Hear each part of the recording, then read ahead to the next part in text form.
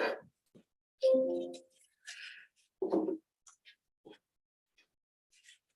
welcome back, everybody. There's no rise in report from the closed. So we go to consent agenda. I have somebody move that. Tony, second by Sal. Call question, all in favor, opposed, motion carried. 5.1. That's consent agenda. Yeah, that's, sorry. Okay, business arising from the minutes. I don't believe there is any. Staff reports and other business, CAO verbal update. Nothing at this time, Chair. Okay, thank you. 7.2, direction request, proposed directions, review of bylaw enforcement, policy number 4.6, board directions requested in respect of bylaw enforcement policy number 4.6. Just admitting mosquito in the cell.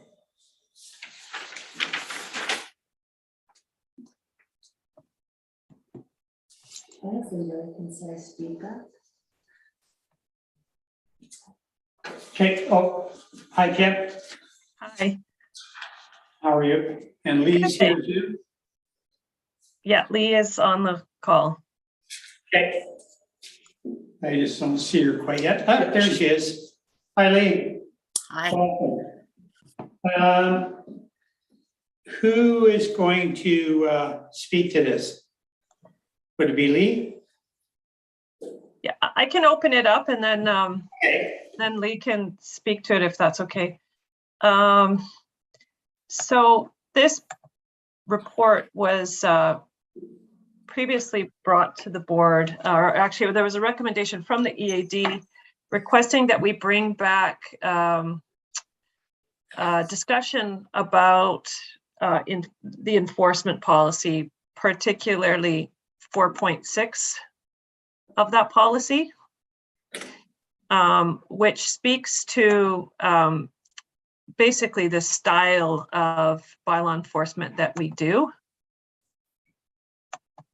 And so we just basically want to have that discussion today. I think Lee can speak to the sort of types of enforcement that we've been doing so far. And yeah, so, and you know, some of the issues that we've had recently. Hi, so the enforcement rules I follow is basically I request people submit a formal complaint form. Many do initially contact us by a phone call or by email, which I will follow up on that. But I do ask that they put in a formal complaint. A lot of that too is helps me gauge where their complaint is coming from. Unfortunately, people will use the bylaw enforcement system as a means of retaliation with conflicts and that sort of thing. So that's how I try to gauge it. I mean, here's another example too. This just recently happened the last couple of days where I got an email complaint, photographs. Then they actually did submit a formal form, and then today contacted me and said, would you please not follow up on this complaint? We've decided to try and work this out between our neighbors and ourselves, so they want me to withdraw. So I do have, you know, probably it's with a short-term rental that I get the most comments from the general public, kind of asking, aren't you looking at all the advertisements for nightly rental, which of course would be a horrendous job. So other than those, really most complaints really do require the witness form put in. It just gives me a little bit more detail on who they are, where they live in proximity, and then good property identification, which I also help fill in. Okay, thank you. I guess if we were to go to another form of, like, we don't want to have our bylaw officer, in my estimation anyways, driving around looking for issues, because we don't have the time to do that. And I think that just creates a lot of animosity. I think the way we do it now, complaint-based, and the person has to put it in writing, I really do believe that's probably the best way for us to go.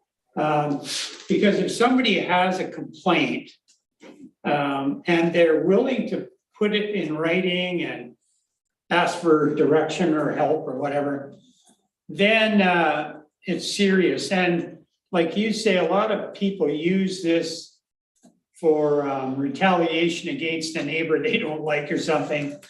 I know I used to go through that when I was the fire chief, and we'd have burning complaints coming in all the time because somebody didn't like the neighbor next door. You know, as it turned out, at the time they weren't doing anything wrong. But anyways, I think the way we approach this now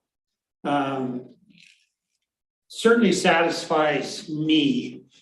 And I think it's the best use of your time this way, because if we went to any other means that we would have our enforcement officer driving around looking for issues, I don't think that'll work. So. Yeah, I think this came from when we're having those loud music parties throughout the Sea to Sky area. And, we had quite a conversation about tackle. Once they're all set up and going, you can't stop it. So I think, Tony, you remember that conversation. And yeah, the other issue is people calling the area directors, which I've had done in the past couple of weeks, and with issues. And yeah, you can ask them to put a complaint form in. And in the meantime, depending on how serious the situation is, that the director can also contact staff. Some of the issues that they've got. So I think we really need to look at it because a couple of noise, like I mentioned before, we had a couple of people come at me with noise issues, and I said, the policy is that see if you can work it out, and they did on those two occasions, and they worked it out. So yeah, it's hard to say where to go with this, but I think if it's something that somebody sees like a big rave party going on in the bush or whatever that is, knowingly, that somehow gets communicated to staff.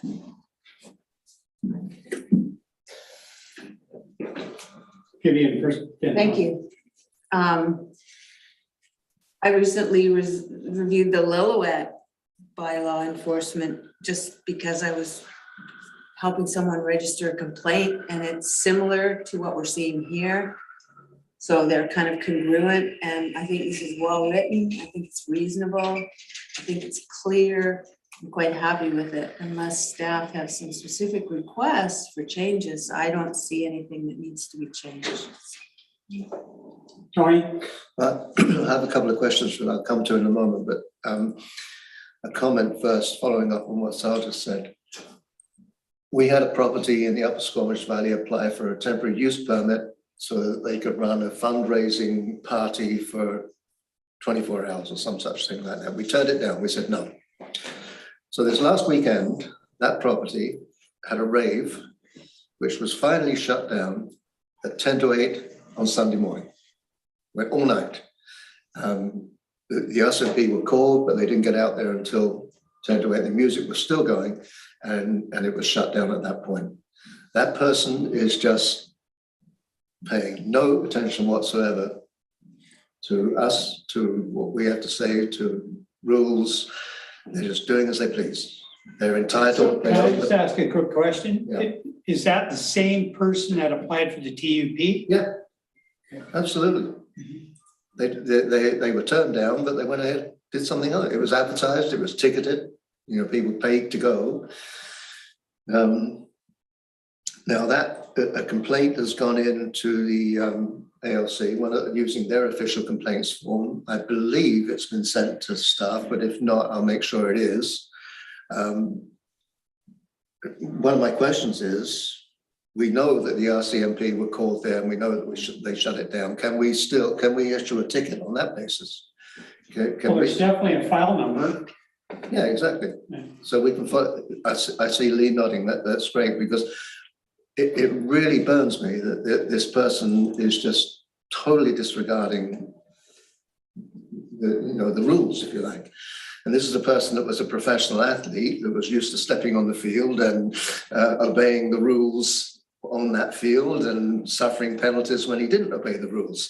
And he should know better. It's the person that runs youth camps to develop self-esteem and leadership and things like that, and yet he's behaving in this way. And I hope he's listening now, and I hope he calls me, because I'm quite prepared to discuss that with him. But I would like something done about that. That was one question I had. The other question I had was to do with making the complaint. And there are some people that are not as skillful as we are with the internet and with accessing the form and filling it out and completing it and so on and so forth. So can we accept a complaint in a different form? You know, if it's written, providing the information we need, if it's not using our form, can we accept that?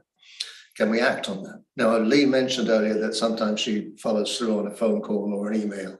So I think that probably that answers my question. So I'll withdraw it. Thank you. Well, Lee's got to add. Yeah, Lee, go ahead. What I was going to say, Tony, I realize that people do have some limitations, and there's been a few occasions where I've had people tell me in an email as much as they can, and I've completed the form for them and sent it to them and had them sign it. Thank you. Thanks. Thank you. Anybody else? Yeah. Kim? Yeah, thank you, Chair. I think we need to be careful in this discussion to not to speak specifically about specific offenders, simply because we try to keep our bylaw enforcement as a private matter. But there are certain types of situations, as Director Rainbow suggested, where we are seeing more activity in terms of bylaw enforcement, and those are particularly around the gatherings for an event on farm properties. And the item listed was one such event. So we've been seeing a lot more of those.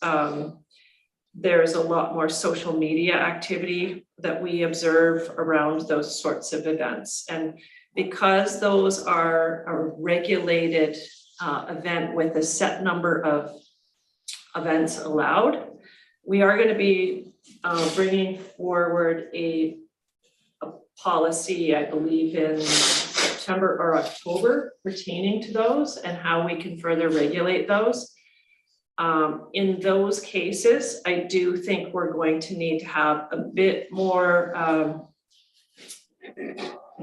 I guess, less passive enforcement, where I do think we will need to be looking at social media to monitor events that are being advertised, because if we're going to have a very fixed limit, as we're allowed to, which is 10 events per year, I think social media is our best tool to monitor, to ensure that people are staying within that limit. And I think that's all I wanted to add on that. Oh yeah, the other thing is that related to the written complaints is some people are really scared. Some neighbors are perceived to be very dangerous, but people are nervous to put their name on a piece of paper and complain about certain neighbors, and we've seen that a few times. And so it really does limit them from filling out a form because they're fearful that if the neighbor finds out, there will be, potential retaliation. So with the social media end of it, like with these, I guess raves or music festivals, whatever you want to call them. So with the ALC, so if we were monitoring social media and we saw that so-and-so was going to put one on such and such a date on agricultural land, could we not then just notify the ALC and say, this is going on? It's up to your inspectors to go and deal with this beforehand and tell these people you can't do this? Or are they expecting us to do the enforcing? Through the chair, it's a joint effort. I mean, the ALC has their bylaws, we also have our bylaws. We are the front line. Like I've said this before to the EAD and the board, we are the front line. We're the ones that pick up the calls from the angry neighbors who are complaining. We're the ones that they look to deal with these things directly. The ALC is a long way away. And so it's a joint effort. And so we, our bylaws do have limits to these number of events. So we're just enforcing our own bylaws.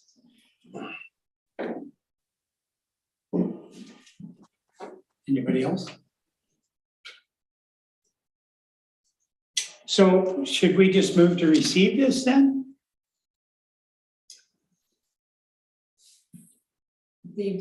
I believe the request was direction to be provided to the board. Yeah, it says So if it's. that staff review the bylaw enforcement policy and bring back a staff report to a future, that was actually from December the 15th, so.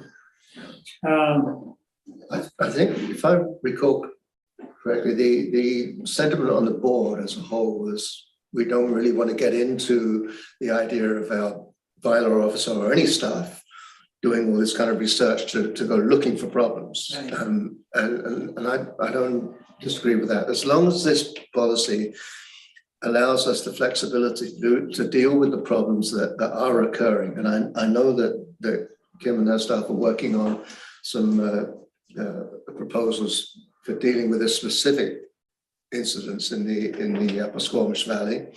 And I think this allows the kind of flexibility we need. We could spend a lot of time changing wording here, there, and everywhere, and it's not going to really solve that problem. So I'm happy with recommending to the board that we accept this. Okay. So you're going to move that? I'll second it. Sal's going to second it. We'll call the question. All in favor, opposed, motion carried. Okay, thank you. 7.4. 7.3. Sorry. Oh, sorry, 7.3. I'm getting ahead of myself here. Request for decision, Black Tusk Electoral Area D, DVP application number 167. That it be recommended to the regional board. Do you want to talk to that, Tony? I have a question. Yeah, okay. Regarding this. It seems entirely reasonable to me, given the location of the property and the lake and so on and so forth. I just wonder if there's been any objection or any comment from the Black Tusk Village Strata Council. None that I'm aware of. Okay, so do we ask for? Do we inform? We do. Yeah. Okay. so you want to I'll move it. move option 1. Second. Okay. Moved and seconded. Call the question. All in favor? Opposed? Motion carried. 7.4. Request for decision. Request for decision, heritage conservation tools and overall approach to heritage resource management in the SORD.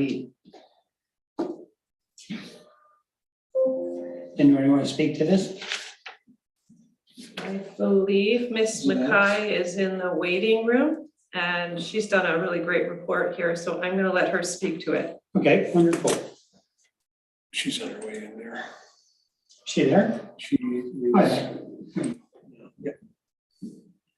is. Hello, Alex. Hi. Welcome. I'm gonna have to change the lights, Yeah. because all I see is a bright light where Alex is. It's really biting my eyes. Now I'm really good with that, but I think Natalie wants other lights on here, right? You okay? You okay with that? Okay? It's all good? Okay. Thanks a lot. That's much better for me. Okay, do you want to speak to this then, Alex? Sure, absolutely. Okay, so this report is being brought forward in respect of a couple of board resolutions that were passed back in 2017. So I think I'm just going to start by going through those resolutions just to kind of refresh everyone's memory, and then I'll speak to the report in more detail. So the first resolution came in April of 2017, and that was at the board meeting. It was regarding a letter that was received from the Ministry of Forest, Lands, and Natural Resource Operations with respect to the Japanese Canadian Historic Sites Initiative. So that board resolution reads that the letter from the Ministry of Transportation and Infrastructure, which is a typo, it should be the Ministry of Forests, etc., heritage conservation tools be received and referred to staff for a high-level analysis of heritage conservation tools as found in Part 15 of the Local Government Act. And then there was a second resolution that was passed in November of that year, basically kind of building on that initial resolution, which reads that the following be included or developed as a separate report with recommendations regarding the pros and cons of heritage status for buildings from a planning and building perspective. Look at establishing a heritage register for Area A. Look at passing a specific bylaw to cover the Braylorn Memorial Church, Braylorn Hall, Braylorn Pioneer Mines Office Building, Sunshine Mountain Ski Chalet, Goldbridge Community Resource Building, and the Halemore Heritage Site. So all of those in Area A. And I do want to note that a bylaw would mean formal designation, so that kind of goes one step beyond the Community Heritage Register. And then the final component was that staff were directed to look at methods for sustainable funding and to fund heritage conservation efforts in the SLRD. So whether that was requesting an increase to the existing asset amenity bylaw in Area A or establishing a heritage conservation service. And I do want to note that one of these components of this second resolution has been addressed already. So that's the CRH Community Heritage Register for Area A. We did go ahead in November of last year and add five buildings in Area A to the Community Heritage Register, which is it's across the whole regional district. Okay, so I'll just really briefly summarize the contents of the report. I know it's a pretty lengthy report, so I won't go into a ton of detail, but I'll go through the report contents and then what the staff recommendations are. So essentially the staff report that's before you today addresses all of the outstanding elements of those board resolutions that I just went through. So it goes through all of the heritage management and conservation tools that are available to regional districts through the Local Government Act. It outlines some recommendations, or rather a recommended approach for the sites that were identified in that letter that was received in April of 2017. So there's 5 sites that fall under that Japanese Canadian Historic Sites project that are within the boundaries of the Squamish-Lillooet Regional District. The report also speaks to the pros and cons of heritage resource management, or I should say conferring heritage status from the planning and building perspective. And that would be heritage status it goes beyond a listing on the Community Heritage Register and into formal designation or things of that nature, which confer formal protection on the sites. The report also speaks to the 2 different potential approaches to sustainable funding for heritage resource management and puts forward a recommendation around that. And then the other thing we looked at is, as we were doing this work, we were looking for looking to understand what the gaps and opportunities around heritage resource management are within the regional district. And one of the things that staff found is we don't currently have a strategic plan in place, so there isn't necessarily the level of consistency that type of report would bring kind of across the board. So whether that's the way that it's being managed from electoral area to electoral area or within the regional district itself, so across departments. So if we had a strategic plan in place, that's something that staff could look to, whether we were working on a trails project or processing a rezoning application, it would provide that consistency of approach. So I'm just going to quickly go through the staff recommendations that are in the report, and then I'm happy to take any questions. Okay, so the first recommendation is that the board direct staff, I guess, so these are coming from the EAD to the board, but that the board directs staff to research and identify potential grant funding sources for the development of a heritage strategic plan over the next 5 years. So that's a kind of a longer time frame. We'd need to look at funding sources to help support that work if it was to be supported by the board. The next two recommendations are specific to the Japanese Canadian Historic Sites project. So the first recommendation is that staff be directed to bring a separate report recommending or requesting rather that the 5 sites that were identified in that letter be added to the community heritage register. So that's just at a minimum kind of acknowledging that those sites are present in the regional district. The second is related to that the board directs staff to identify funding opportunities to provide additional recognition. So whether that's plaques or interpretive signage, that's something we could look at as well. It is important to note that if we wanted to proceed with that, we'll have to look at the individual property owners for each of those sites as applicable. And you can only go ahead and install a plaque or interpretive signage if it's supported by the property owner. Okay, and then the next recommendation is regarding sustainable funding. So there's existing heritage conservation service bylaws in place in 2 electoral areas. There's one in area A and there's one in area D. So one in area D has a much kind of broader, it's not requisition based. So there's a broader opportunity for bringing funds into that service and deploying them. So what staff are recommending is that we look at amending the existing bylaw for area A to allow for broader cost recovery. And then also to draft heritage conservation service bylaws for areas B and C where there are none in place, but there absolutely are heritage resources that are important in each of those electoral areas. And then the final recommendation is a little bit more of a request for direction. But the last component of that November 2017 board resolution was around, as I mentioned earlier, the formal designation of a series of sites in area A. And staff just want to understand whether that's still desired, if we want to move forward with that formal designation, which offers more formal protection. It does also mean that I think most of these properties here are owned by either the SLRD or BRVCA. But in cases where there's a private property owner, if the heritage designation impacts the value of their property, they can actually request that the SLRD provide compensation to offset that for them. So I think I'll leave it there and happy to take questions and provide clarity. Thank you. Tony? Yeah, just one question. Well, first of all, I fully support what we're doing with regard to heritage properties. I think it's important and so I fully support it. The question I have regards the Japanese language school in area D, which I don't believe is in area D. Unless, if it's at the wood fiber, the old wood fiber site, that's now part of Squamish. I don't know, is it, maybe it's somewhere else? I mean, it could be in Britannia. Yeah, so thank you through the chair. I think that's a good flag. It popped up like when I did the research and when I looked at the mapping that was produced by Heritage BC, it indicates that it is in area D. But you're absolutely correct, it is at wood fiber. So it may well be in the district of Squamish. I'll have to double check on that one and confirm. Well, that wood fiber site used to be in area D. until Right. it was annexed by Squamish. So maybe it's a matter of timing.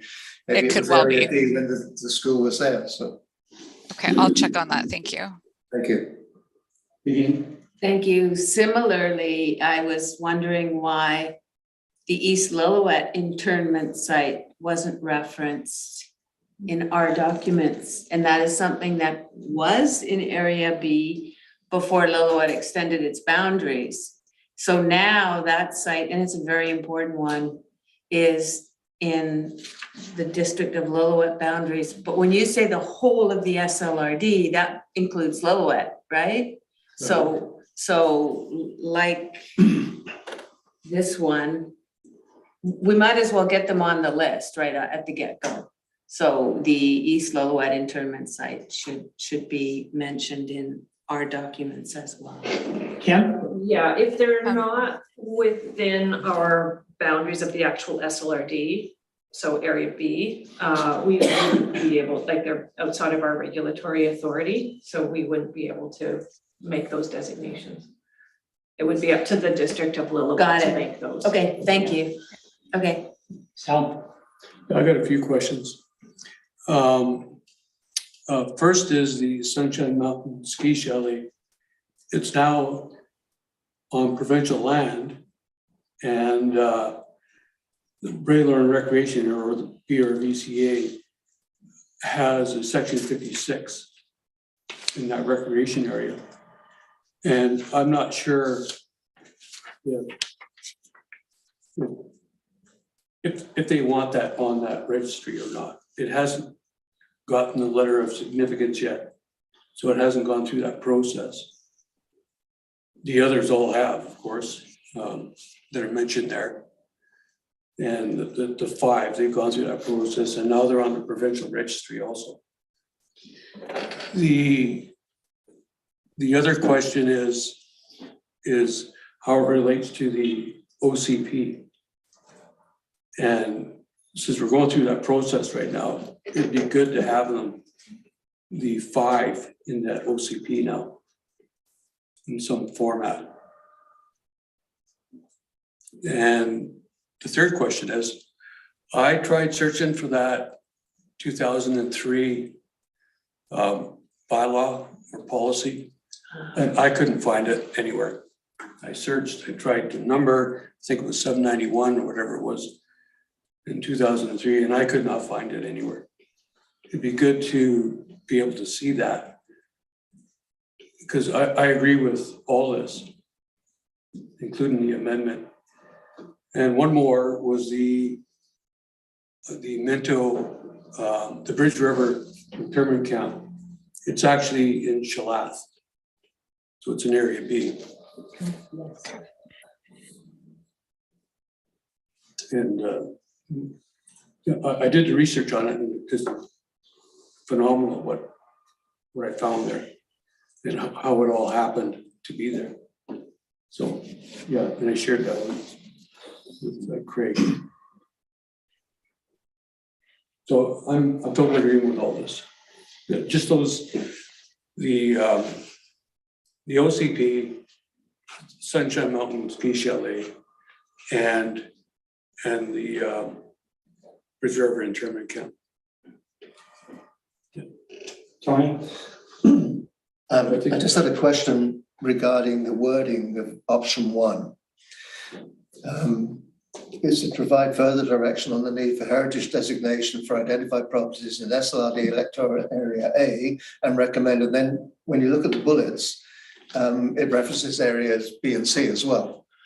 So I'm thinking it should be identified properties in the SLRD and recommend. Just take out that reference to area A in the first sentence. It would make more sense to me. I'm not disagreeing with anything that it says, but. Alex, do you want to? Yeah, sure. I can thank you through the chair. So I'll just speak to that first, and then I'll jump back to Sal's comments. Yes, I agree that should be amended, as there are sites in the other electoral areas as well. So Sal, you were speaking to Sunshine Mountain. That is really why we wanted some further direction regarding those sites in Area A. And I should mention in this case, what the previous resolution was around a bylaw, which is formal designation. So it goes one step beyond the community heritage register listing. And technically the SLRD, a regional, or sorry, local government does have the authority to designate heritage sites without the owner approving that. But I think in this case, if that's something you'd like taken off that list, we can absolutely do that. It doesn't need to, that's really at the board's direction, how you'd like to proceed. And if designation is what's the approach that is preferred, or if we just want to stick with the community heritage register listings for the time being. Yeah, the Braylorn Recreation Area is actually a subcommittee. Right. Of the Braylorn Community Advisory Committee, which is a committee under the BRVCA. When anything legal goes through the BRVCA. So I'd like the BRA subcommittee and the BCAC to make a recommendation what they'd like to see. Okay. Because they are going to fix it up. And if you've seen it, the condition it's in, it needs a lot of work. And if it's going to be rebuilt as a heritage building, then I'd want them to make that decision. Okay. And then just with respect to your other comments, I'll absolutely make sure that's folded into the OCP project. Yeah. The bylaw you reference, I apologize. I should have appended it as an appendix to the report because it's not on the website. Okay. And then I'll make note of the Bridge River internment camp as well as being in Area B. Thank you. Thanks. Okay, everybody's good? Vivian? Just wanted to make sure I understood something that I read. I've got page 43 here in the package, but so there already is a bylaw in Area A that exists and that could be used for collecting taxes for heritage sites. Did I get that right? Yes, thank you through the chair. So there is a bylaw in Area A. It, I believe, is cost recovery by way of requisition only, whereas the bylaw in Area D takes a broader approach. Right. So the recommendation is that we look at that bylaw and see if we can make some amendments to it to allow for a broader approach to bringing funds in to support heritage conservation. But there's no such bylaw in Area B currently. Or C, yes. Thank you. Okay. So with,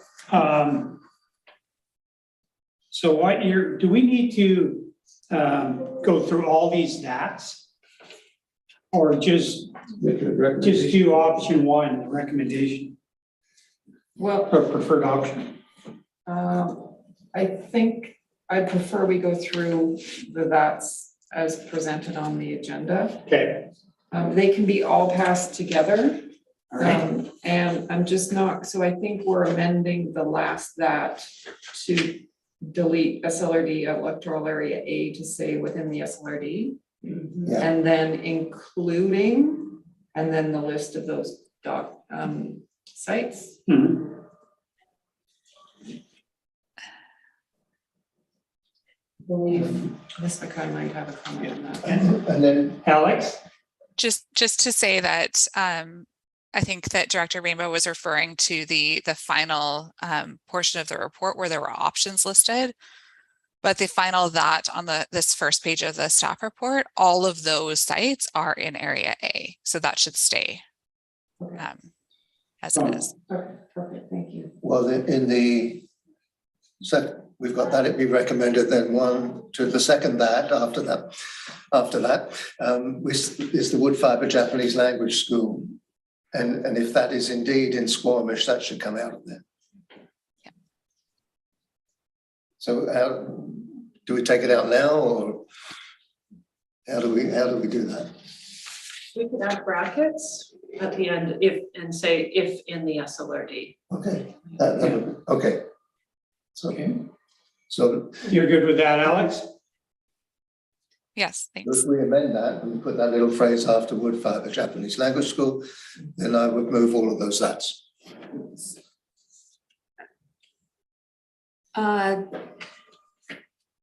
So when we're talking about the SLRD here, are we only talking about the electoral areas?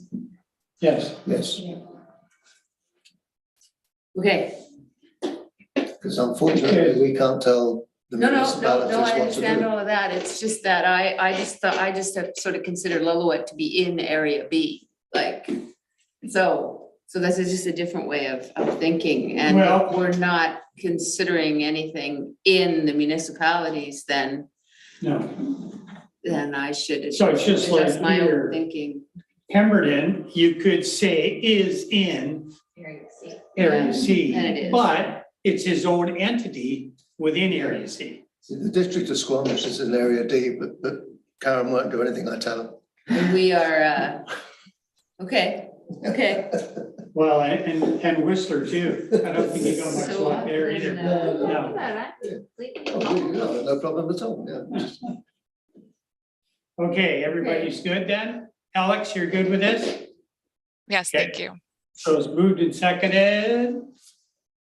Moved, seconded. I moved it, didn't I? So you moved it, Yeah. Sal seconded it. All the question, all in favor, opposed, motion carried. I'll just add that Alex and our staff have updated the Heritage Register. Yeah.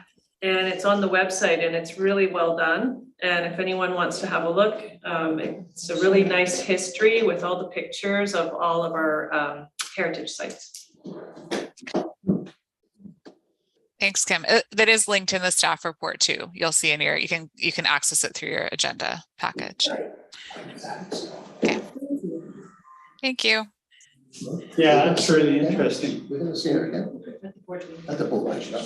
I hope. Okay. Okay, everybody, it is now 12:41. If we, oh, she's gone. I was gonna say goodbye to Alex and wish her luck on her leave. Hi, Suzanne. We're gonna break for lunch right at the moment. So let's come back at 10 after 1. That sound right? Everybody? Okay.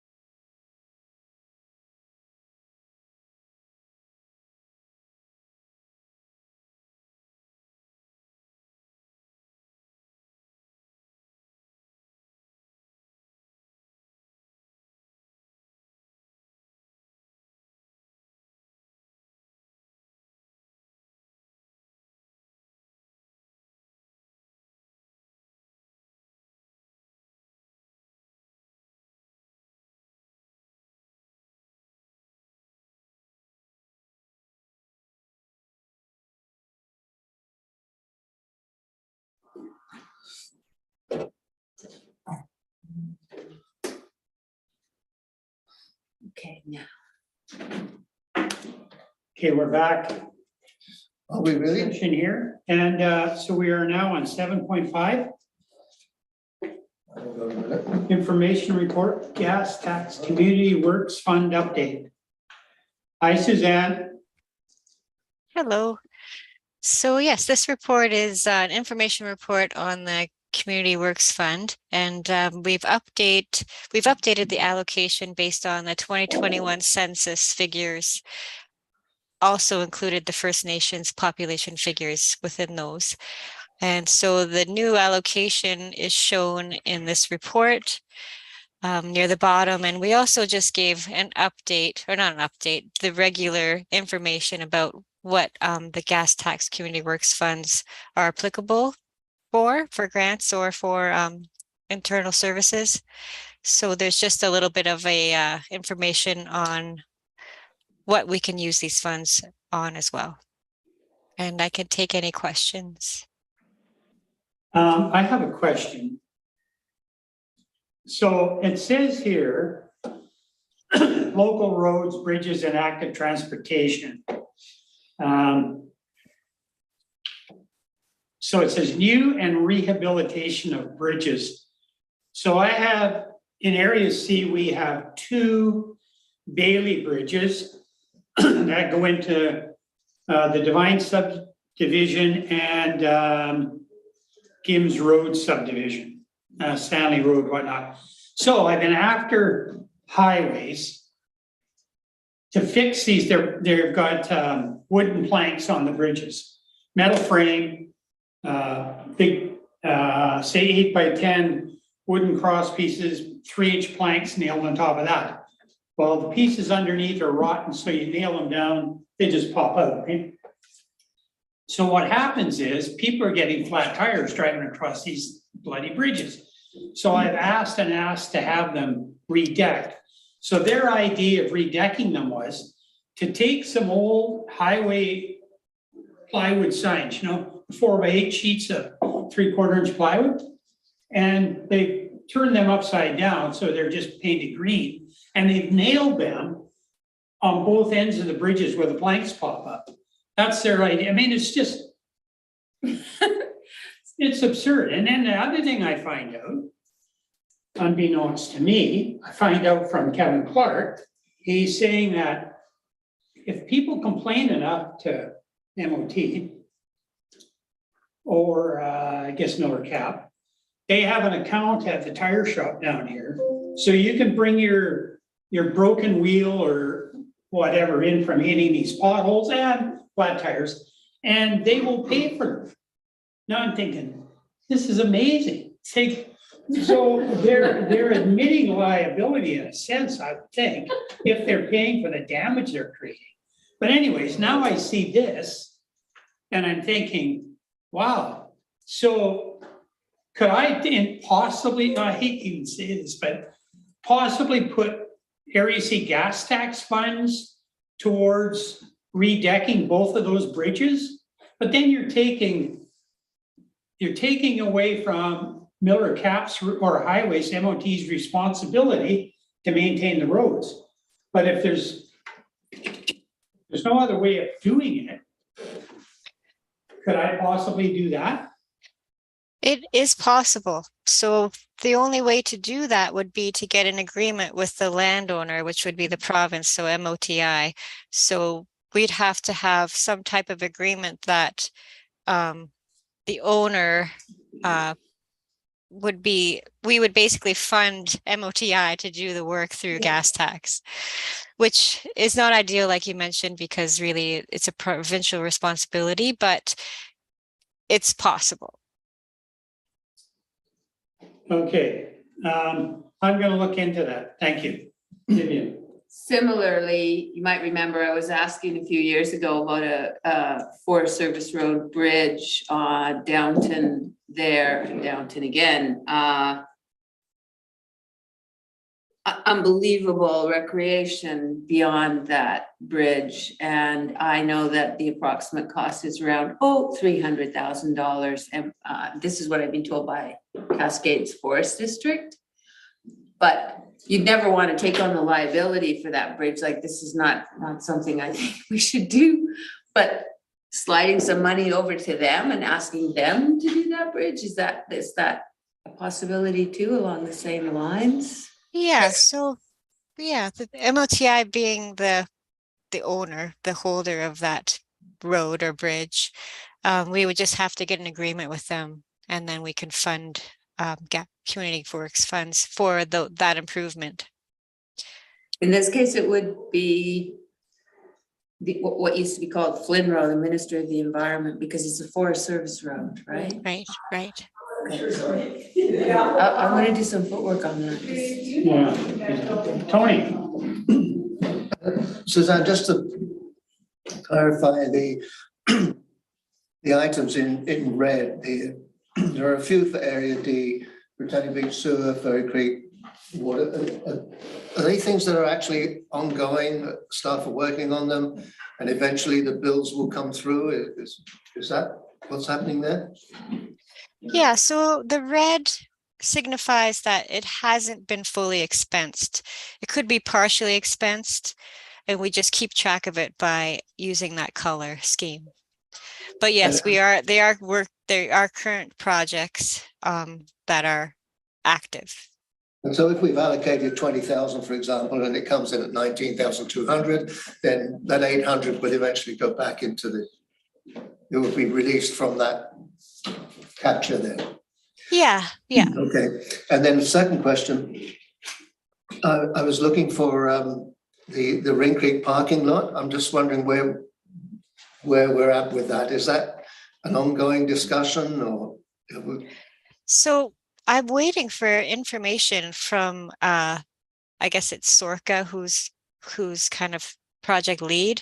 I haven't gotten the information I need to bring it forward.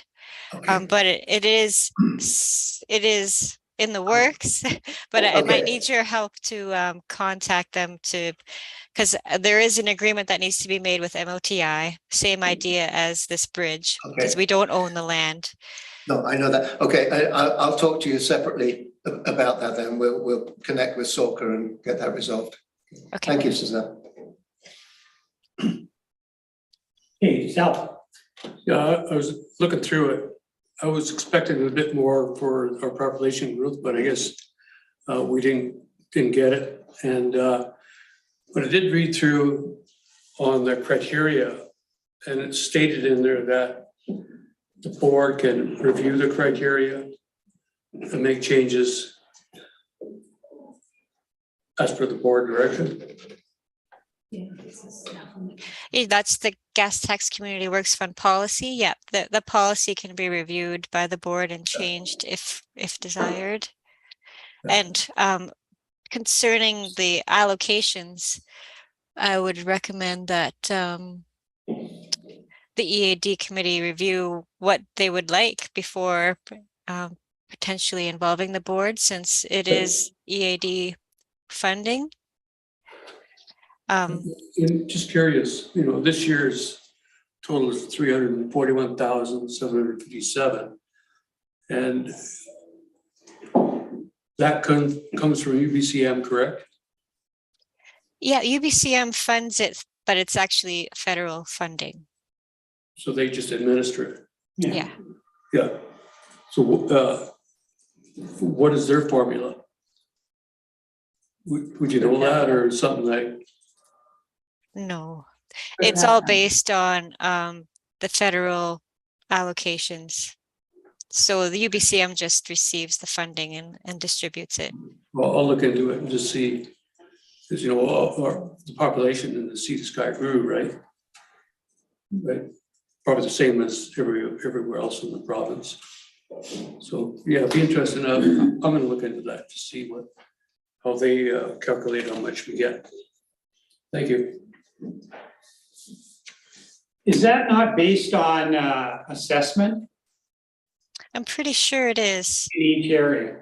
Yeah. So it's based on, I'm sure it's based on assessment. Not 100%.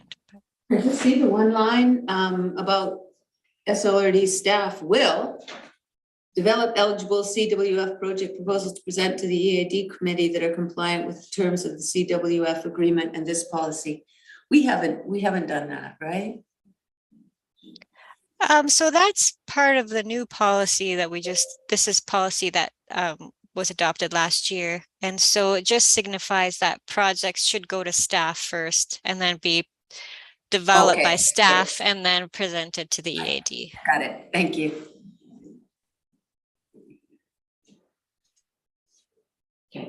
Everybody good then with that? Move to receive? Okay, moved, seconded, Michelle? Okay, moved and seconded, call a question, all in favor, opposed, motion carried. Thank you. And we go on to 7.6, request for decision, pass funding resolutions completed. And that'd be recommended to the regional board that certain funds that are still, I guess, just in limbo, be returned to their unallocated balance as the project has been completed.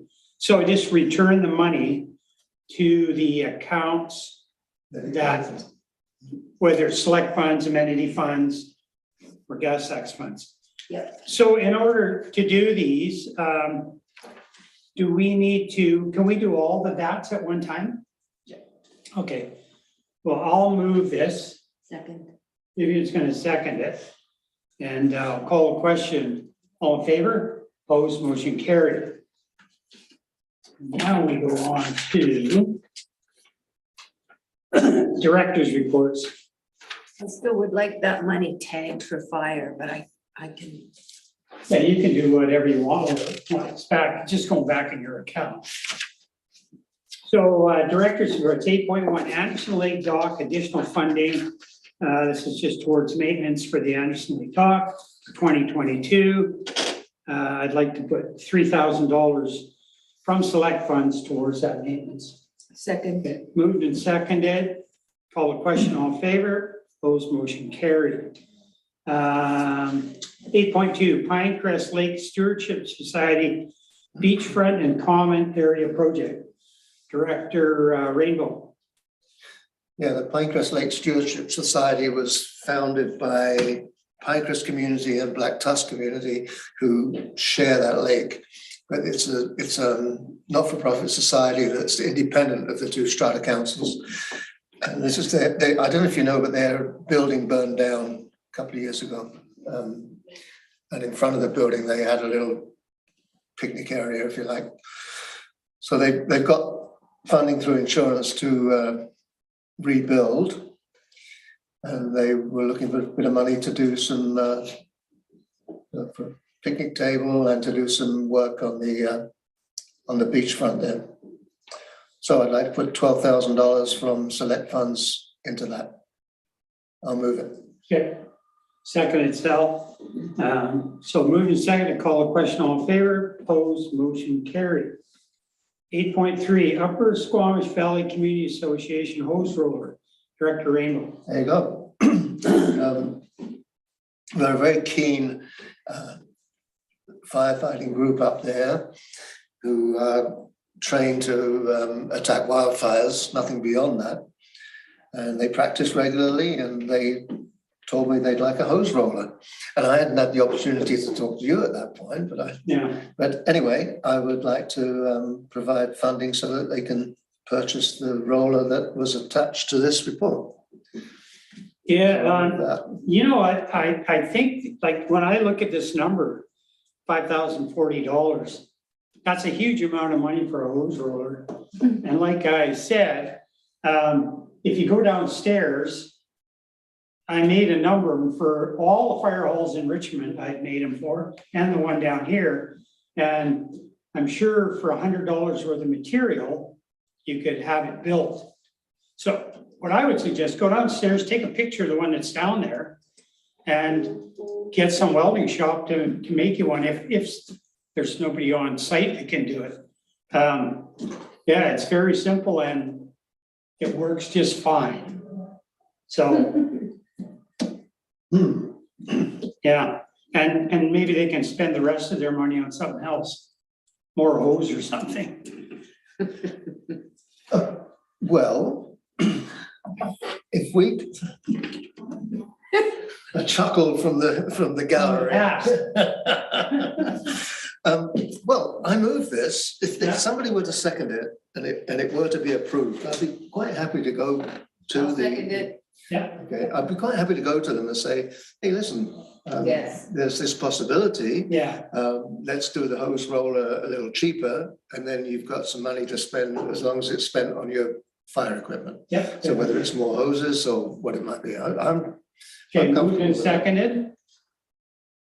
So, Oh, hold on, let's, so is that, should we add the purchase of a hose roller and associated? Do you wanna, Give yourself some wiggle room. purchase of a hose roller and or other fire equipment, something like that.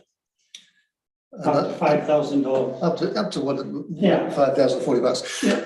And yeah, maybe there's some very handy people up there. So if I take them this and they decide they want to build one, it costs them a couple of $100, then they can buy some other stuff then. So in that case, do you have to withdraw that No, we motion? can just amend it. Amend Just it, amend it. and we'll just proceed? Okay, great.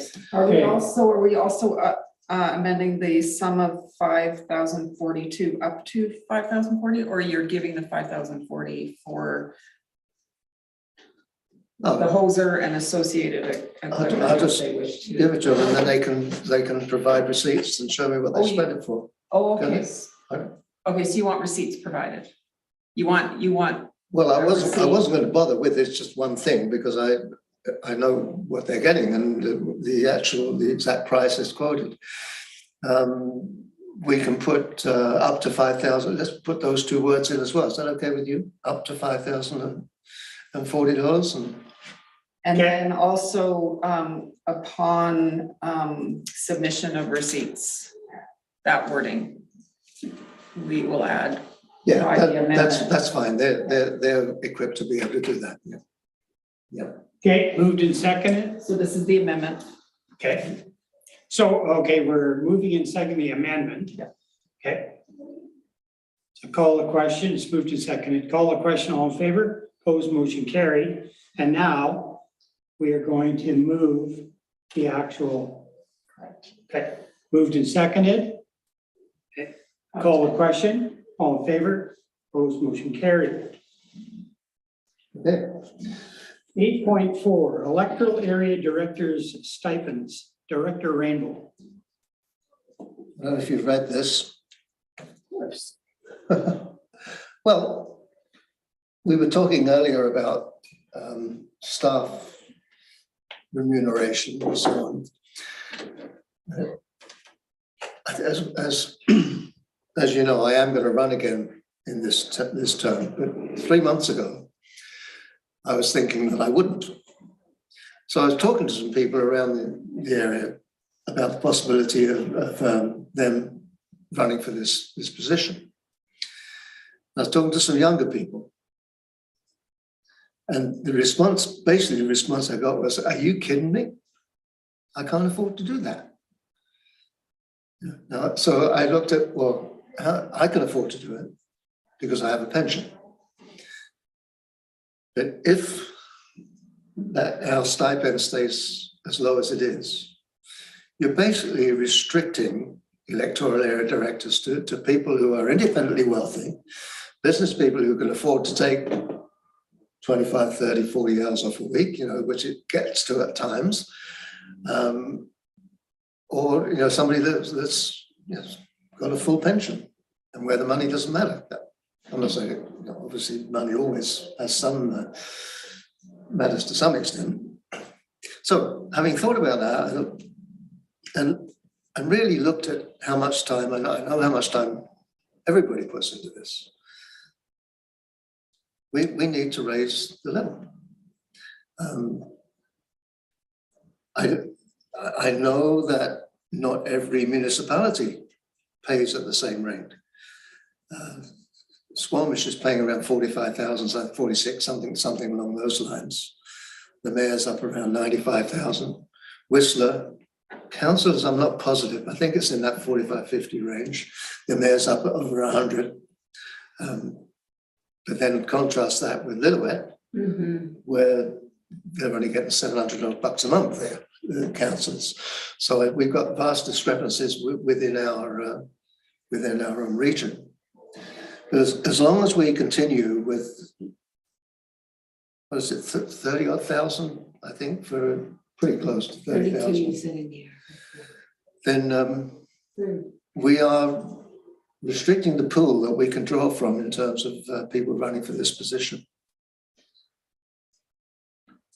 Well, I thought I'd bring it up before the end of the term, expecting that I wasn't going to be around the next term, and I could speak confidently about raising the level of salary, and I wouldn't have to have people pointing at me and saying, you just want more money. So it makes it a little difficult now, and that it's a possibility that I will be here again, and so that I would then benefit from this if we were to make the change. But I've talked to people in my area, and I have comments like, you're crazy to be doing it for that. Why would you put so much time into it for that much money?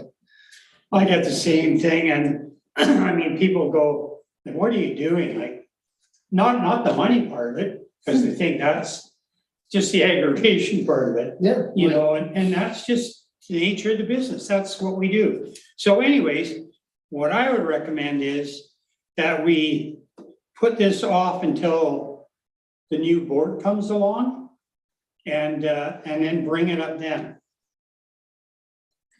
So that we're not passing this right now. Well, I didn't want to pass it right now, but what I wanted to do was kind of just put this on the table. Yeah. And I'd quite like it to go to this current board, and yeah, with the recommendation that it be our recommendation would be that it be picked up by the new board and worked into the budget considerations next year. Sal? Yeah, I looked at this, and at first I thought, oh my Lord, okay, fine. But I think it'd be good to see what all the regional districts in BC, what they're paying their electoral directors. And the other one is CPI for directors. And so the increase is yearly on the CPI. I think it is. Yeah. I think we've already got It's in there? Yeah. Okay. Yeah. But I think just, something that could take place that would take a lot of effort is to see what all the other regional districts in BC are paying their electoral area directors. Vivian? Well, I do really like the thinking about having younger folks participate. I mean, I'm really proud of the fact that we have a maternity leave provision now. And so if this is helpful, and I agree that this salary is pretty low in terms of supporting a family full-time, for example. So yeah, I'm interested in increasing it, and I think the board should discuss it. And I really like the idea of this board and the new board, so that there's full consideration. I understand Sal's thinking about, let's see what other electoral areas are doing, but I'm going to add a but to that.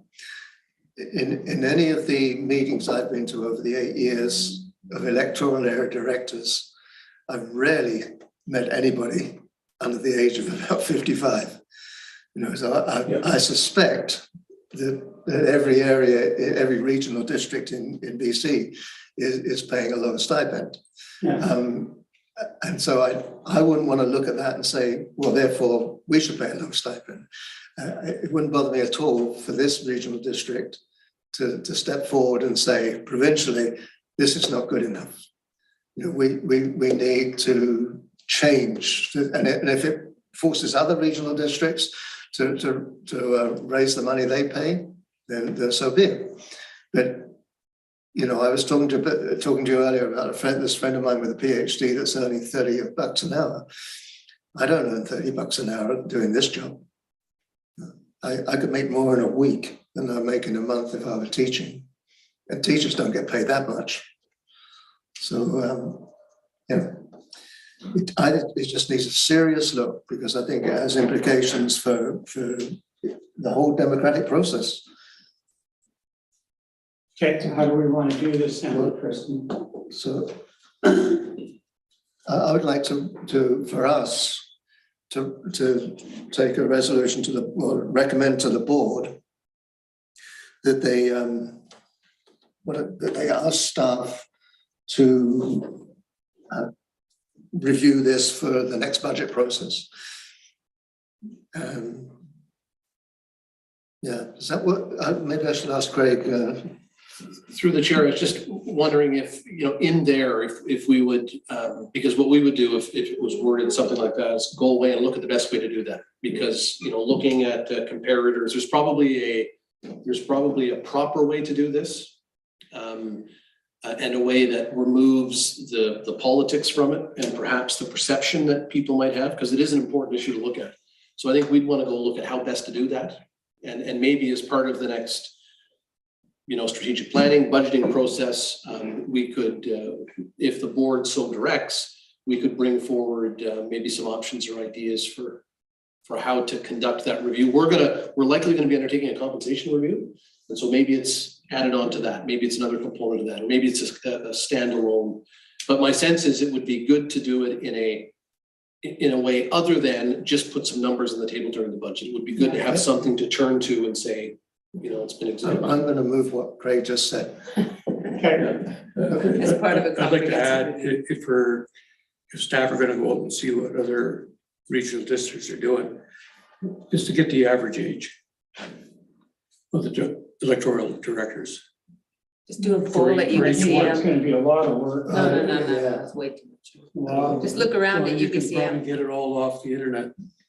I'm pretty certain we don't need a maternity leave provision for EAD. But I like the whole concept, and because you're totally correct. We got 3 people over 70 here. They're in Yeah. But that's fine.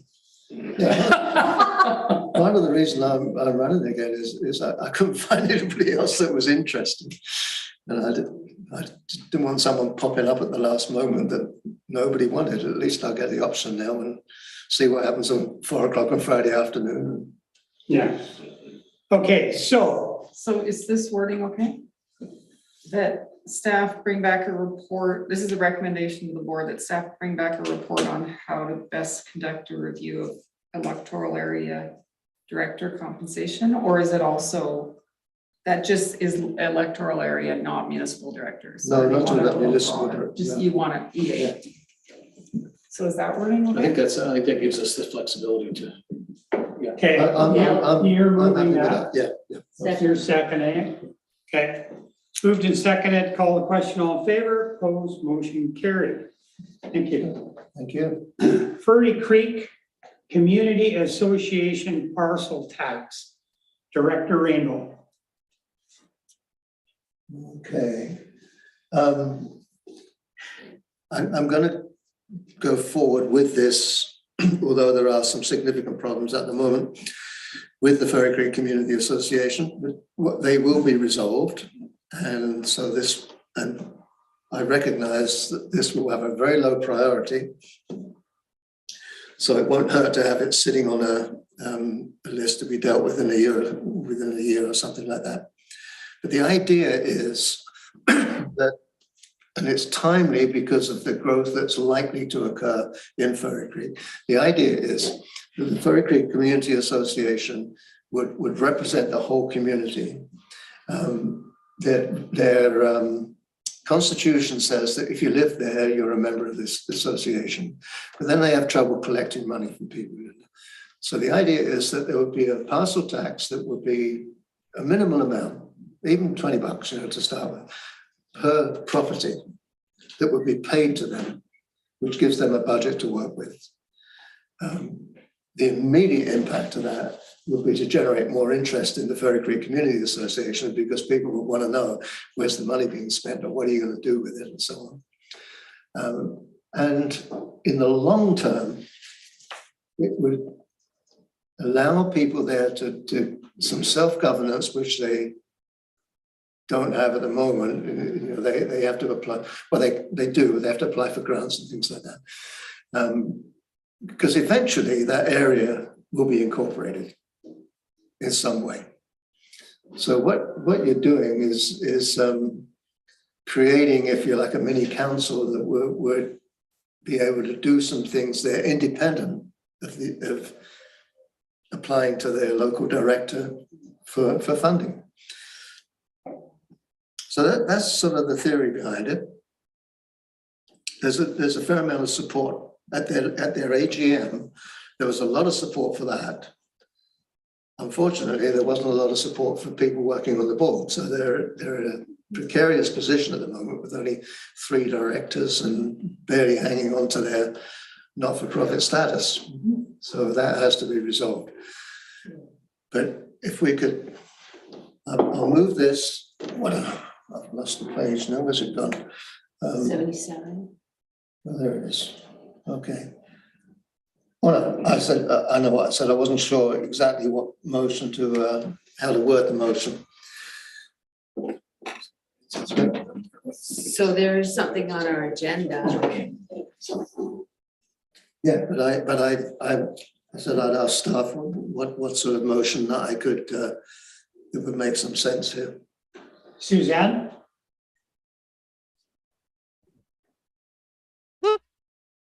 Oops, sorry, pressed the wrong button. I have a question about this. So, Tony, what's your envision of the service that the FCCA would provide? Because really what we can do is create a service establishment, but we just have to, you have to do a little bit more digging as to how, like what exactly the FCCA will provide, and they could become a service representative. But we wouldn't just fund the FCCA's without them providing a service that that we're responsible for. You know where I'm going? Okay. So, like, you know, Area A has a BRVCA that manages the asset service. So that's kind of where you're going with this. But we just, you would have to define that service a little bit more clearly. Other than just providing funding to the FCCA, you know what I'm saying? Okay.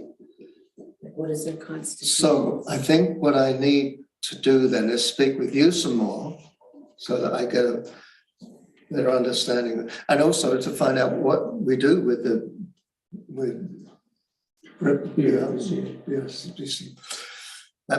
group. Yeah, so I'm happy to leave it at that. I'll talk to Sal, get some information from him, talk to you, and then see where we need to go from there. But it would be possible, though, if we define it properly, to have a service that would fund things through a community association. It's definitely possible, as long as the petition is successful. So it still has to be, you know, the full service establishment process has to be developed and approved. I understood all that. I didn't think we were just going to set it up right now. I know it's a long process. Okay. Vivian? And it would be helpful to know what the constitution of the Furry Creek Community Association says, and then that there would be alignment with the service area and the taxation, right? Yeah.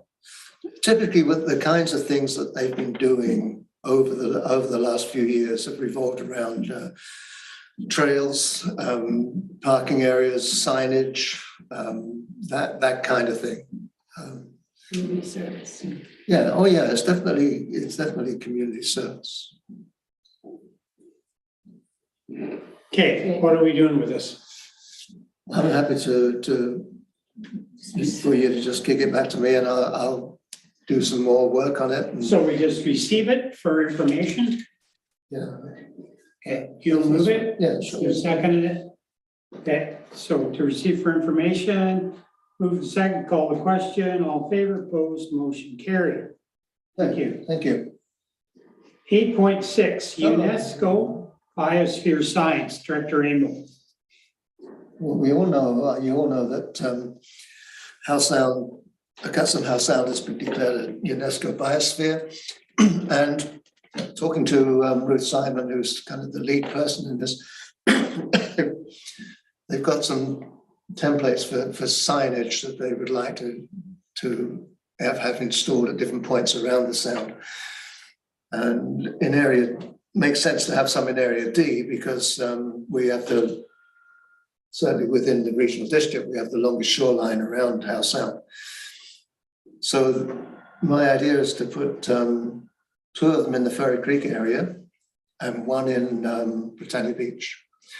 And that we do instead of just the plastic signs, which don't last that long, you know, that we do those kinds of bronze signs that you see in buildings. You know, this building was erected by this person and that kind of stuff. The wording would come from through UNESCO. We would mount these things on slabs of granite, so they would be there for a long time. So then I was looking at where am I going to get the money from, and I thought before Vivian tells me, I'm going to suggest myself that it comes out of the $10,000 portal signage that was put in place long before I ever showed up, and I don't even know what it means. Good So, idea. so I thought, so that's my motion, that we approve up to $10,000. I hope I worded it somewhere here. I hate this computer. It keeps doing things I don't want it to do. Yeah, that up to $10,000 be allocated to purchase and install signs at 3 locations on the shores of Howe Sound, with funds coming from select funds - portal signage. Moved. Moved. Seconded. Can you use the portal signage fund for that? Oh, come on, Vivian, you've been telling me to use it for ages. For portal signage. Well, it's a portal to Howe Sound. It's, General select. Or why don't you just say or generals? there was no appetite to put a great big sign on the highway saying "Welcome to Area D." Okay. You know, and so that Portal to the ocean? Yeah. My question wasn't this, that our director of finance might be able to answer that portal question. I just wanted to clarify that our staff will be doing this, or we're not granting this to a community group to get these signs Let them do it. placed. It'll be SLRD staff time, Alec? That's, Why would I need staff time? Let me think. I wasn't asking for that. No, let them do it. That's it. well, the Purchase and install, yeah. Yeah, the way it's written, we're doing I it. was going to do it with Ruth. I didn't specify that, did I? See, I'm saying we're anticipating about $3,000 per sign because we've already done a little bit of work phoning around and finding out what can. So I figured that between us, between Ruth Simons and myself and Brian Moorhead, who does a lot of signage and trail stuff, that we would get it done. I just need the money. So is her society willing to receive the funds to do this project? Is Ruth? The name of the nonprofit that she's associated with is. Absolutely. Yeah, they won't turn the money down. No, they can receive the money and we can pass it through there, yeah. Did you think Suzanne should have some input into this? Suzanne, help.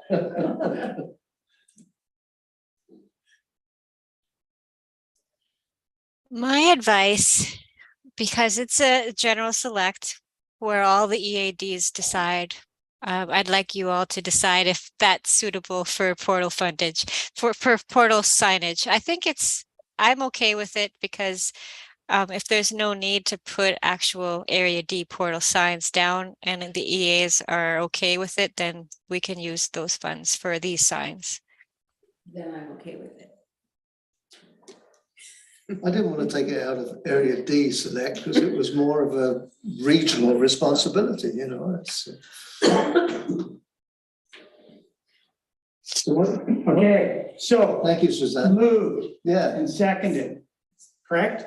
yeah. Is the And you wording got it- You adequate? got it figured out now? I'll move, if we pass that, then I'll add where the money's going. Or would you rather No, it that should be in be the into the motion. first? So it will be to grant that up to 10,000 to, I'm just trying to. Yeah, the collect a cat some house sound. What's their exact title? That's, I think if you said a Custom House Sound Initiative, then It's gotta go to society, right? um, They have a society. yeah,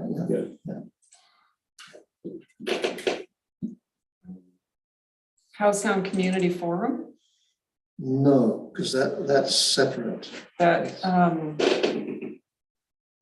think it's just called a cat. A Custom House House Sound, Sound. Period. oh, House Sound Biosphere Region Initiative Society? Yeah, that's it. Yeah? Yeah. Okay. So to grant up to 10,000 to House Sound Biosphere Region Initiative Society from Area D select portal signage for, to purchase and install signs. And the rest of your wording. Sounds good. Okay, you're good with that? Oh, okay. Move, seconded. Okay, move second, call the question, all in favor, opposed, motion carried. Thank you. Thank you. 9, correspondence for action, 9.1, request for funding, Seton Valley Volunteer Fire Service equipment. Sal, Actually, this one comes to me. oh, it's from you? Yeah, Okay. this is an Area B. Oh, I'm sorry. Yeah, Um, that's the one we discussed. Yeah, okay. And this goes back to an item that was in the select funding committed by Mickey McRae before my term.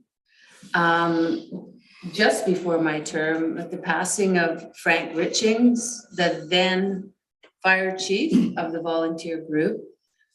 And some money was committed towards celebration memorial, the event of the passing of someone who was really instrumental in their group. And I was trying to finish spending, some of the money had been spent, and this has been sitting in my fund for 4 years. And I was trying to make it available to this group. And I understand that with Shalath having taken over responsibility for delivering the fire service, it might not be appropriate for me to be funding fire equipment except possibly through Shalath. So I'm in a bit of a dilemma about this one. I'd like to see the group receive the money as it was committed by Director McRae previously, but it's a little bit more complicated, so. Tony,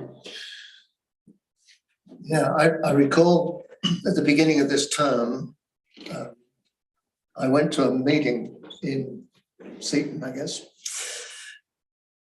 where this whole issue of fire service in the area was being discussed. And my impression at the time was that this group had collapsed. They weren't capable of running a full service as they had done in the past. So, and since then we have negotiated with Shalath to provide that fire service. So I would have thought that anything that was going, if we were paying for equipment that was going to help with provision of fire services, it should go through Shalath. So, but having said that, I also recognize that this Frank Richings, who was a fire chief there, they wanted to have some kind of a memorial thing for him. So I wonder if we, instead of saying we're going to put this money into fire equipment in memory of Frank, whether you don't need to look at that separately and say, we're going to put up a memorial to Frank. Nothing to do with current fire services. We're just going to put up a plaque and we're going to put up a statue, whatever we're going to do. So that's that thing. And then we talk to Shalat and say, what do you need? And if they need defibrillators and stuff like that, then we make sure it's funded. So I don't think I would prefer to see this deferred and have staff come back and give some recommendations to help Vivian out as well, because that money was approved at a time when there was a fire service being Right. provided in Seaton, and that's not true anymore. So I'll move that we defer this until staff can bring us a report and some recommendations. Okay, seconded. We do have a new regional fire chief, Rob Von Dorm, and he hasn't met with the folks down there yet. I'm sure that he hasn't, he just hasn't had time to. But he did ask me about Seaton and he intends to go and visit. And so maybe I'll wait for that visit too and Sure. check on his recommendation following that. So I'm okay with the deferring, and I'll let the group know and explain. Okay, you okay with that? Christine, you got that? Okay, so moved and seconded to defer the request for funding until a future date. I didn't know about staff report. Is that appropriate or not? Yes, Okay, through the chair, we'll reach back out to Director Burst-Jones to make sure we're clear on what your intent is with that funding. Right, And yeah, we'll come back. okay. okay. So moved and seconded, call the question, all in favor, opposed, motion carried. 9.2, request for funding, Statlium Golf Tournament fundraiser, lifelong learning scholarship and bursary awards. That would be Director Burst-Jones. Well, it is me, although this is apparently the entire tribe here that's being represented in this request. When you look at some of the recipients, we've got Southern Statlium as well as Northern Statlium. But I'm comfortable committing $2,000 from Area B select funds towards the Statlium Education and Training Program. Because they requested gift cards, merchandise, direct cash donation, but it's towards the scholarship and bursary fund. Is that wording okay, Kristen? Okay, I'll make that motion. Okay, moved and seconded. I'll second it. Call a question, all in favor, opposed, motion carried. Thank you. 9.3, request for funding, Burke Fire Protection Society, winter activities and New Year's Eve fireworks. And I will move that Burke Fire Protection Society gets $5,000 from Electoral Area C select funds for these events. Seconded. Okay, moved and seconded, call the question, all in favor, opposed, motion carried. 9.4, request for funding, Burke Fire Protection Society, pails of foam for wildfire trailers. And I will move that the Burke Fire Protection Society gets $5,880 from Area C select funds towards the cost of the pails of foam for wildfire trailers. Second. So moved and seconded, call the question, all in favor, opposed, motion carried. Chair, I'm gonna have to declare conflict of interest, agenda 9.5, 9.6, and 9.7.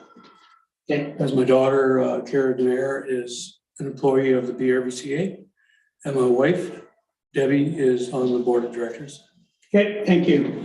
It's gonna be a slow walk.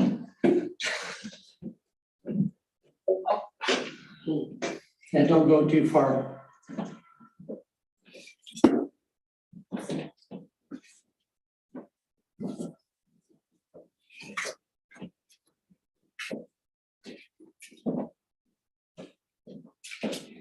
Oh, yes. Okay, 9.5, request for funding, Bridge River Valley Community Association, additional grant writing time.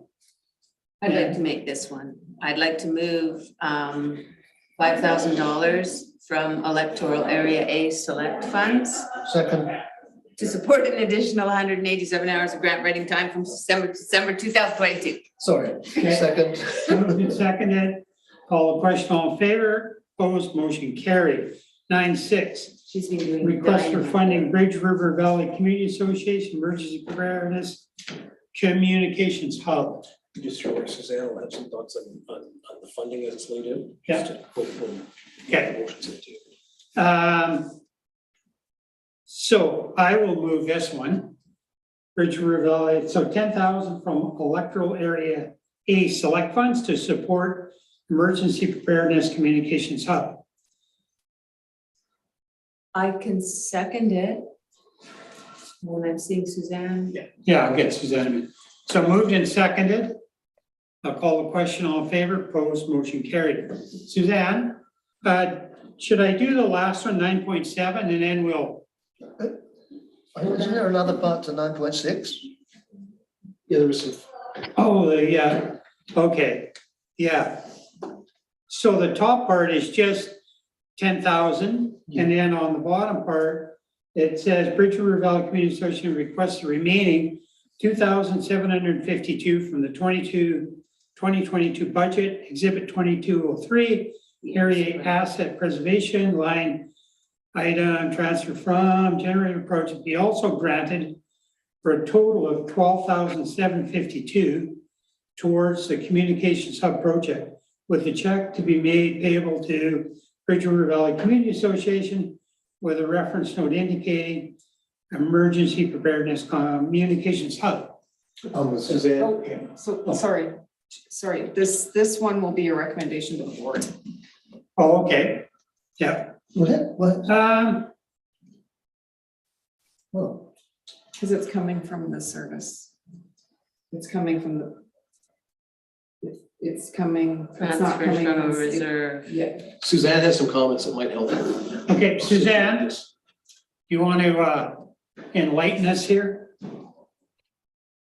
Yes, so I have no issue with the $10,000 from the select, but the 2,700 and I think 52, that's in a generator reserve that was funded through Northern Pilt, Area B, Area A, Northern Pilt.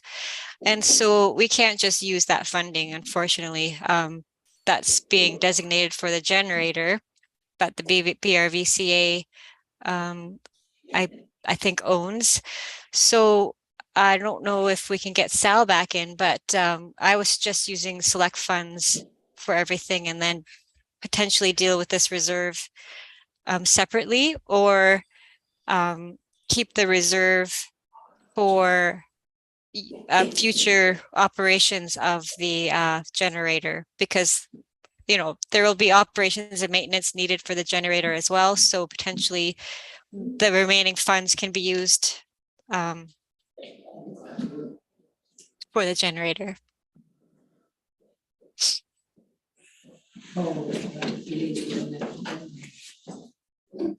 Okay, so I wonder if we should just unilaterally change this to select. That solves the problem, doesn't it?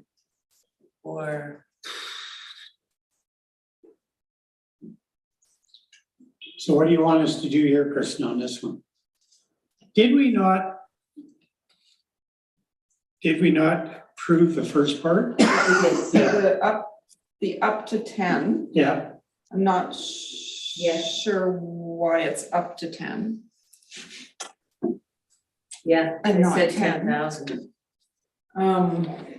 Anyways, but the additional 27, 2752. yeah. It doesn't sound like the committee wants to make that recommendation to the board. So, I don't think we can spend Sal's select funds. We can't make that No. decision ourselves.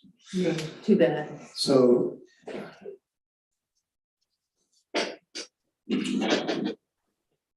I mean, if we use the terms up to, can we go back and revisit that motion we passed and make it up to 13,000?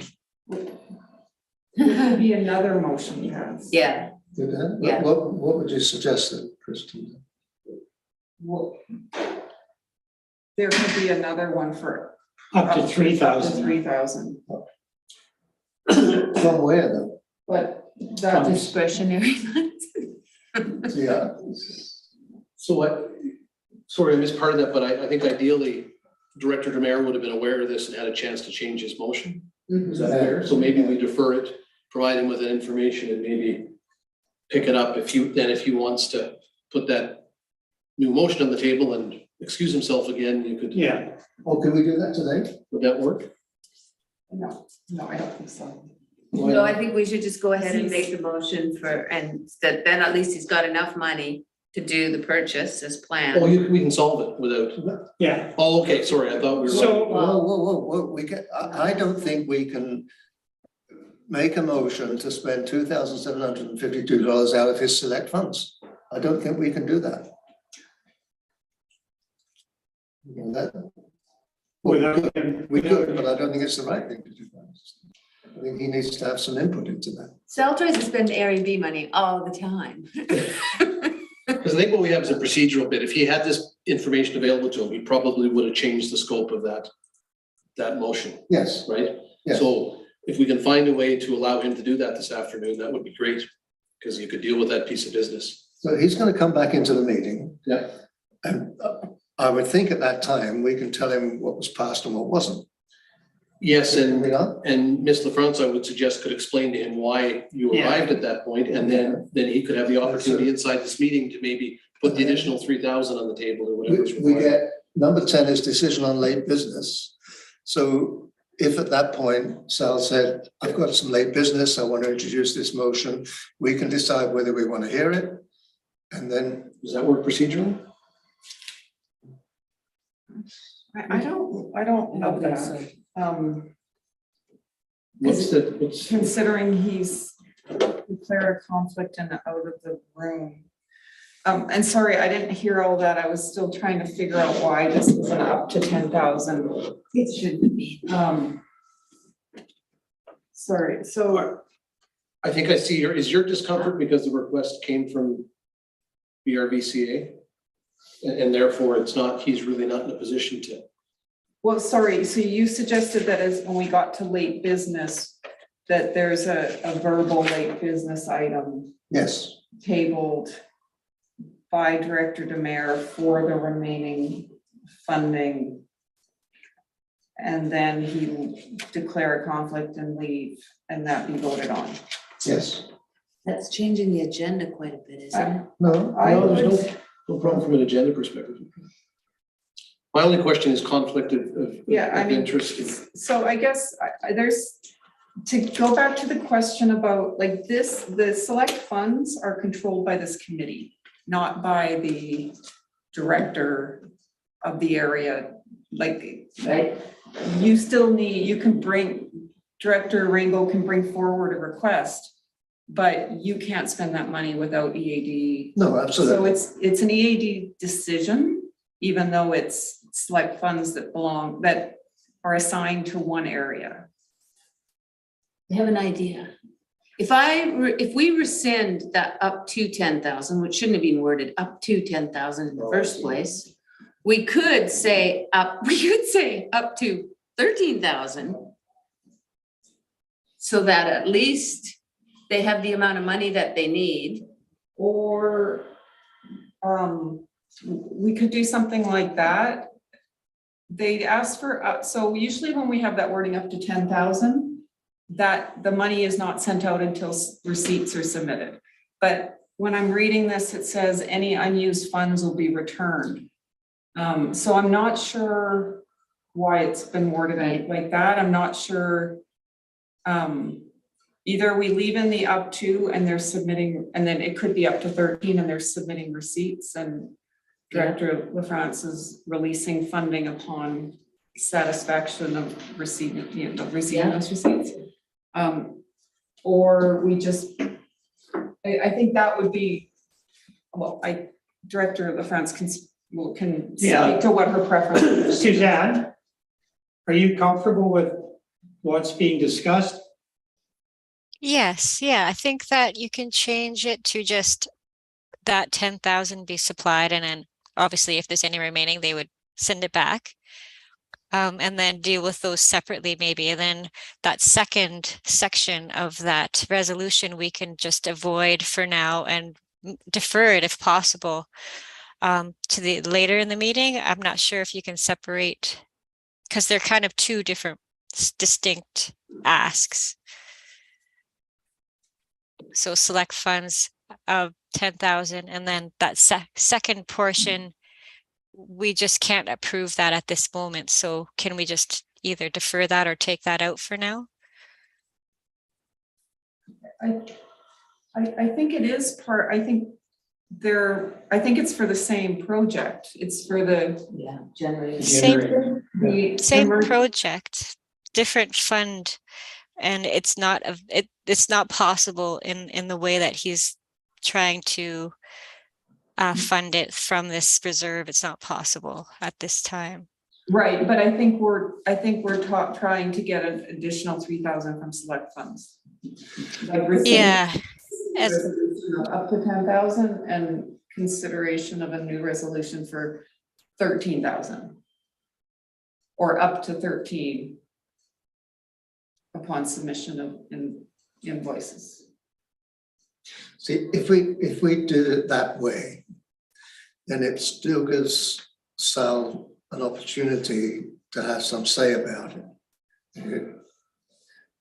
I don't think he'll disagree, but I understand that this committee approves the use of select funds, but in practice, we've never gone and Spend somebody proposed else's it. money. No, we've always waited for the director to bring the proposal to the committee. And I don't like the idea of changing that. Yeah, We're just doing and I our best to agree. guess. So the first part that we've already passed, we can leave that as is. And then the second part, we get Sal to come back in and we say, 10,000 has been passed. So we need another resolution or request for $3,000. And then that would be added to your 10 to give you your 13, 1272, whatever. So, and then he would just have to leave again, declare the conflict. He can go, but he's approved that 3. And then we're okay with that. That's what I propose, but procedurally, there are some concerns with that. He's declared a conflict. I'm not sure what he's coming back to do. He's not involved in the discussion on this topic. Right, but there's a piece of information that he's not aware of, and that piece of information is what Suzanne shared, and that 2752 could not be funded the way it was proposed. So as the electoral area director, the piece of information would be the 10,000 has been approved, the 2752 could not be. Would he not then be able to bring a motion for an additional 3, excuse himself? Or is he unable to bring any motion related to BVRCA? That's what Correct. He has declared a conflict for this item. Yep. And to kind of come back and doesn't make any sense to me, to come back in to be told something. Well, he's going to see that he's going to be made aware. So what I would say, one way to look at this is that for technical sound financial reasons, the request is unable to proceed as it is. Is there a way to address that in this meeting that does not violate at least put the issue in front of the board, the committee, so they can deliberate? It's really around that 2752. Yeah. So Sal's declared a conflict for 9.5, 9.6, 9.7. So we're going to deal with those things. 9.6, part of our deliberation, part of our decision there is that we can't do that second part. Right. So when Sal comes back into the meeting, it seems to me that he's not been part of any discussion that we can report to him at that time, 9.5 was passed, the first part of 9.6 was passed, whatever happens with 9.7, and then explain that that 2,700 couldn't be done on Suzanne's advice, so that failed. So now he's sitting here back in the meeting, knowing that that didn't go through. And then he says to us, when it comes to late business, I would like to introduce a new motion. And then having introduced the new motion, he leaves the room again. And we discuss it and we vote. You would be adding verbally a late business item Based on a confidential conversation. and then leaving. Yes. I think So one way to think about this too is let's assume that these decisions have been made, have they been made? Sal comes back and it's not confidential, it's gonna be made aware of the decision. Could he at the next meeting bring forward a resolution recommending $3,000 of Area A select funds be awarded to Yes, that? And if the answer is yes, then I can't see why he can't do it this afternoon. And I'm just curious, like if he can do it in a month, based on knowing that information, why couldn't he do it this afternoon? And there may be a reason, I'm trying. Just trying to work through. And if I could just say this, he could very well be aware of this discussion right now, because that green light is on. This is he's declared a conflict and left the meeting, but he could be sitting listening to everything that's going on, You can't vote. quite legally, quite legitimately. So You can't vote on this. That's right, he can. And I guess, Kristen, one of the, I'm trying to understand is because of the declared conflict with BRVCA, does that mean that he can't bring forward? And again, I'm not it's his declared Correct. conflict to Yep. declare. Yep. I'm not the conflict police. Yep. So if that's one way to do it is for that late business piece could be brought forward that way. That's one way to do it. if he feels that he can't bring something on behalf of the BRVCA, then he shouldn't and he won't. But what he would be saying is that I want to support them to the tune of whatever that is, to $2,700, and take it out of select funds. And if you, just through the chair, if your sense is that it would be better to wait and think this through, then that's sound advice too. I'm just trying to find a way to get around, assuming that there's an intent to support that.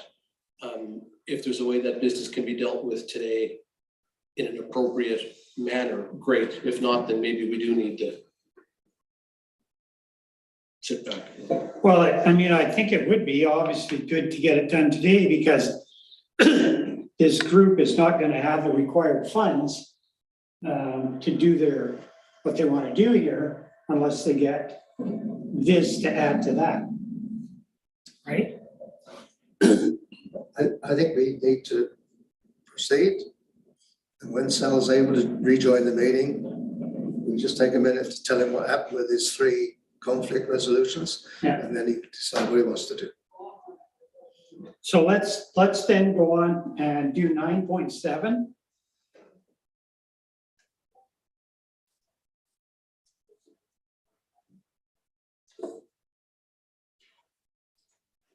You sure my idea of rescinding the motion and then making it for the larger amount that works, doesn't it? No? Well, that's one report, that's another option. That's the same as having a motion for $3,000 from his select funds. It's the same thing. And I don't think we should do that. Through the chair, one thing to consider with that approach is I think it probably lessens it addresses the concern around conflict of interest and Kristen's quite right. She's not, and we're not the advisor on that. And so to put Director Mayor in a position where he's making that decision on the spot here might not be the best advice.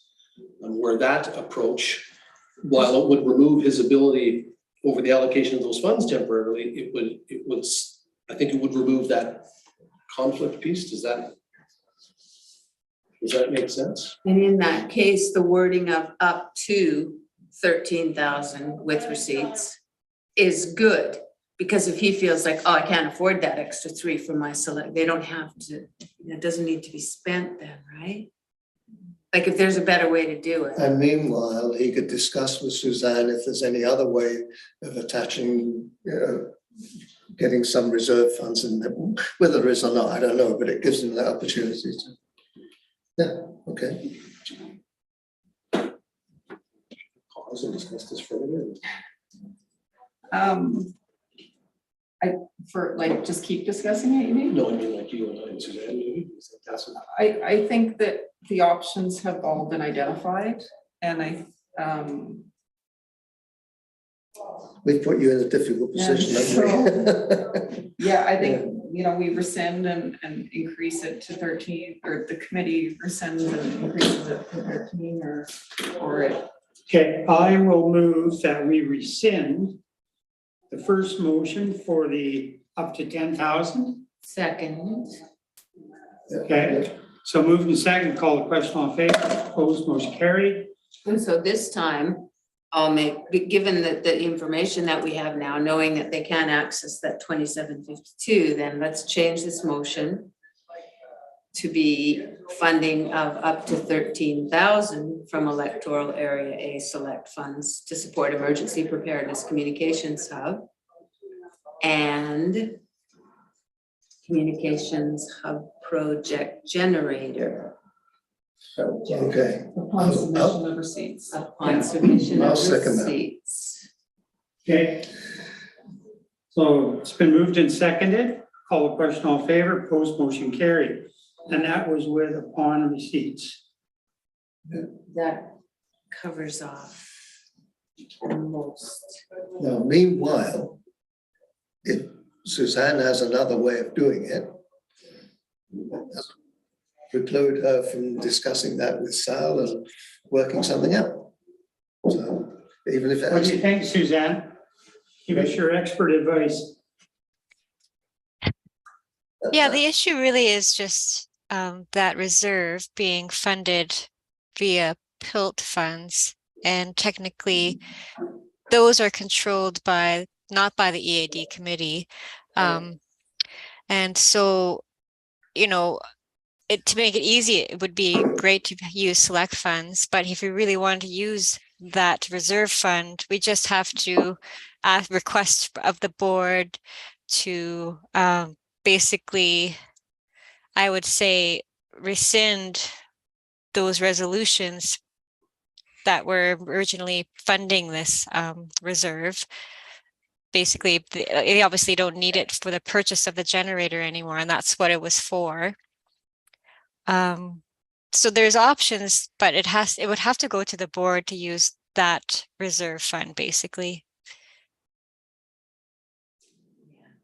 And then we'd have to rescind or new resolutions to use that fund.